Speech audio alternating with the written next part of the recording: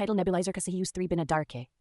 आपका बेबी बार बार सर्दी, cough या wheezing से परेशान है 5 और डॉक्टर ने नेबुलाइजर दिया पर आप सोच रहे हो यादा तो नहीं पड़ जाएगी? Don't worry. आज हम क्लियर करते हैं नेबुलाइजर की myths और यूज करने का सही तरीका.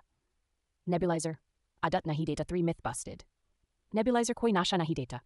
अगर डॉक्टर ने दिया है तो इसका मतलब है लंग्स में डायरेक्ट मेडिसिन चाहिए. ये फास्ट एक्टिंग और सेफ है. 3 स्पेशली फॉर स्मॉल बेबीज जिनको इनहेलर यूज करना मुश्किल होता है.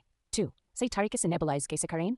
बेबी को सीधा बिठा के या गोद में लेके बैठाएं. मास्क को टाइटली फेस पे लगाएं. 3 लीक से इफेक्ट कम हो जाता है. 4 5 और 10 मिनट्स तक यूज होने 3 जब तक धुआं निकलता रहे.